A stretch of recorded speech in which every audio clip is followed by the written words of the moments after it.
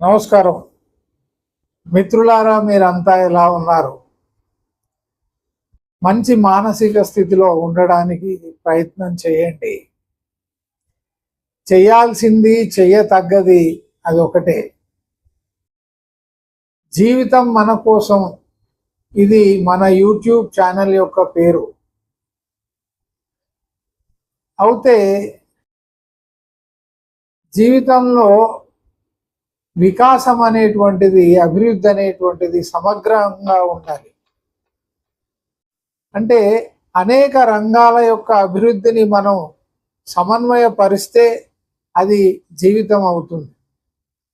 జీవితంలో సామాజిక కోణం ఉంది, సమాజం ఉంది, ఆర్థిక వికాసం ఉంది. అంటే డబ్బు, సంపద ఇవి కూడా జీవితానికి అవసరం. ఆధ్యాత్మికమైనటువంటి వికాసం ఉంది. అలాగే జీవితానికి రాజకీయ చైతన్యం కావాలి, సామాజిక స్పృహ కావాలి, సౌందర్య పిపాస కావాలి, ప్రకృతిని ఆరాధించేటువంటి స్వభావం ఉండాలి. వీటన్నింటినీ ఒక చోట చేరిస్తే లభించేటువంటి ఆ మొత్తాన్నే మనం జీవితం అని అంటాం. అయితే చాలామంది ఏం చేస్తున్నారంటే, 100కి 100 మంది అని చెప్పొచ్చు, ఏదో ఒక రంగం వైపే వాళ్ళ యొక్క జీవితం కొనసాగుతుంది. ఎక్కువ మంది డబ్బును సంపాదించడం, వస్తువులను సేకరించడం, భౌతికమైనటువంటి సుఖాలను అనుభవించడం, వీటెనకనే పరిగెత్తుతూ ఉంటారు. ఎప్పుడైతే మనిషి సుఖం వెనుక, సౌకర్యం వెనుక పరిగెత్తుతాడో జీవితాన్ని సంపూర్ణంగా చూడలేడు అన్నమాట.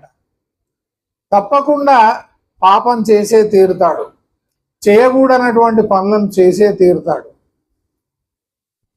ఆధ్యాత్మికమైనటువంటి వికాసం అంటే భౌతికంగా కనిపించేదే కాకుండా ఇంకేదైనా ఉందా, ఉంటే దాన్ని ఏ విధంగా తెలుసుకోవాలి, దాని యొక్క ప్రాధాన్యత ఏమిటి?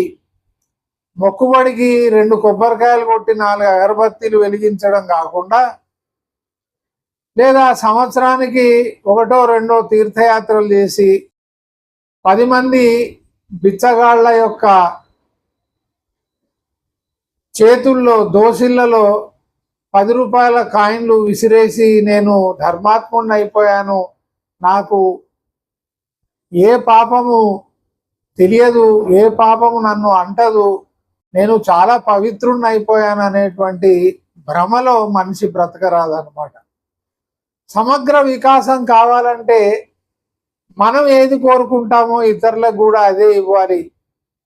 ఇతరులు మనకు ఏమి చేయాలి అని మనం అనుకుంటామో అదే మనం ఇతరులకి చెయ్యాలి. అయితే ఎక్కువగా ఎలా ఉంటుందంటే, ఎక్కువగా అనే బదులు సర్వసాధారణంగా ఎట్లా ఉంటుందంటే, అడుగడుగున మనకు కనిపించేది ఏమిటంటే, మనకైతే ఒక తీర్పు, ఇతరులకైతే మరొక తీర్పు. మనకైతే ఒకలాగా, ఇతరులకైతే మరొకలాగా. ఈ విధంగా మనుషులు తమ యొక్క జీవితాన్ని గడుపుతున్నారు అన్నమాట. మన సొమ్ము మంగళవారం, మంది సొమ్ము సోమవారం లాగా ఉంటుంది అన్నమాట. గమ్మత్తుగా ఉంటుంది మనిషి యొక్క ఆలోచన, తర్కం, దాన్ని సమర్థించుకునేటువంటి తీరు. ఇతరులు మనకేదైనా చేయకూడనటువంటిది చేస్తే దాన్ని మనం మోసం అంటాం. మనం చేసామనుకోండి అదే పని, దాన్ని తెలివి అంటాం, తెలివి లేదా లౌక్యం అని చెప్పేసి సమర్థించుకుంటారనమాట. ఇప్పుడు మా ఇంటికి వస్తే ఏం తెస్తావు, మీ ఇంటికి వస్తే ఏమి ఇస్తావు అన్నటువంటి ధోరణి ఉంటుందన్నమాట. ఇవ్వాల్సిందే కదా, మనం వాళ్ళ ఇంటికి పోయాము, మనకేమి ఇచ్చారు అంటారు. మరి మీ ఇంటికి వచ్చినప్పుడు నువ్వేమిచ్చావు చూసుకుంటే తెలిసిపోతుంది అన్నమాట. కాబట్టి మనకొకటి మందికొకటి అనేది ఎప్పుడైతే తొలగిపోతుందో అక్కడ జీవితం యొక్క సమగ్రమైనటువంటి స్వరూపం జీవితం యొక్క విరాట్ స్వరూపం మనకి కనిపిస్తుంది. ఎంత విశాలమైందో జీవితం, ఎంత అద్భుతమైనటువంటిదో, ఎంత లోతుగా ఉందో, ఎంత అనంతంగా ఉందో మనకి తెలుస్తుంది అన్నమాట.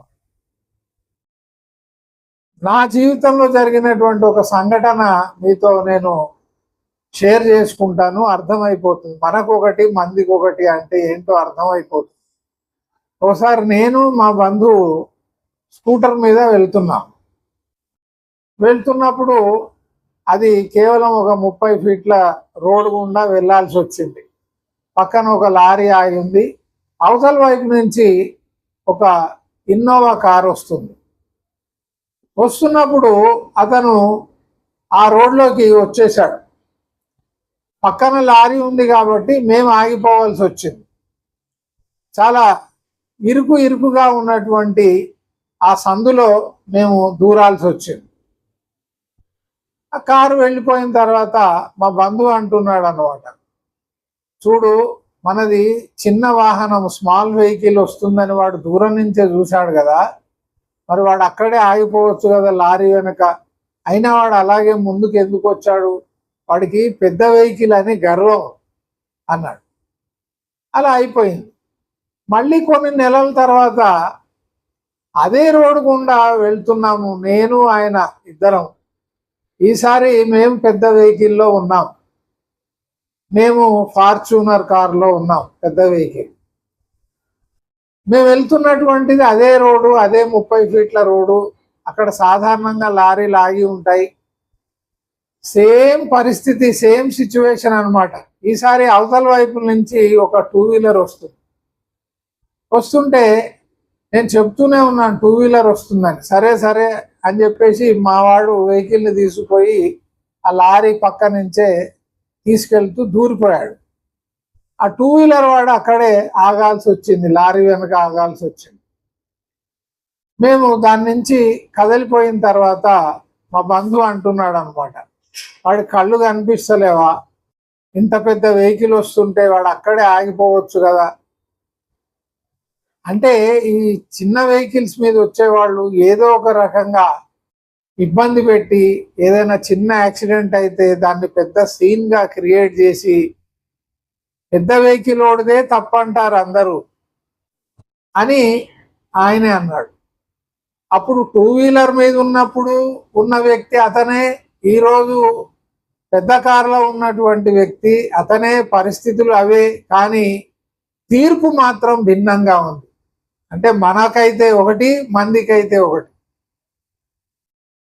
ఒక తండ్రి ఒకసారి నాతో అంటున్నాడు, ఆయనకు ఒక కూతురు కొడుకు ఉంది. కూతురికి మొదట వివాహం చేసినప్పుడు అనేక సందర్భాల్లో నాకు అనేవాడు, ప్రతి ఒక్కడు కోట్లు కట్నం అడుగుతున్నాడు, ఆడపిల్లను కనడమే పెద్ద పాపం అయిపోయిందని. ఆయన బాధను చూసి నేను కూడా చాలా విచారించేవాడిని. సరే, కూతురు వివాహం చేసేసాడు. కొన్నాళ్ళకి కొడుకు వివాహం చేయాల్సినటువంటి పరిస్థితులు వచ్చేసాయి.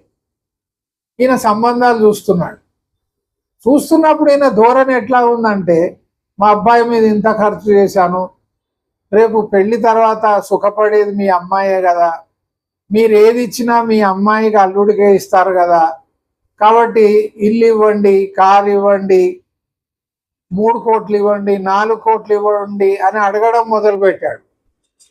నేను అన్నాను, అదే అమ్మాయి పెళ్ళప్పుడు అలా మాట్లాడావు, ఇప్పుడు అబ్బాయి పెళ్ళికి ఇలా చేస్తున్నావు ఏమిటంటే, నేను కూడా అంతో కొంత ఇచ్చాను కదా, మా అబ్బాయి చదువు మీద నేను ఎంత ఖర్చు పెట్టానో నీకు తెలుసు కదా, మరి పెళ్లి తర్వాత వాడు నన్ను చూస్తాడో లేదో, కనీసం కట్నం కింద వచ్చినటువంటి డబ్బుల్ని నేను ఎఫ్డి చేసుకుంటే మరి నా ముసల్తనంలో నేను నా భార్య సుఖంగా జీవించవచ్చు కదా. అంటే ఏ పరిస్థితిలో మనుషులు ఏం ఆలోచిస్తారో మనం చెప్పడం కష్టం. అందుకే మనిషిని నమ్మడానికి వీలు లేకుండా పోయిందనమాట. ప్రపంచంలో అతి దుర్మార్గమైనటువంటి ప్రాణి ఏదైనా ఉంది అంటే అది మనిషే.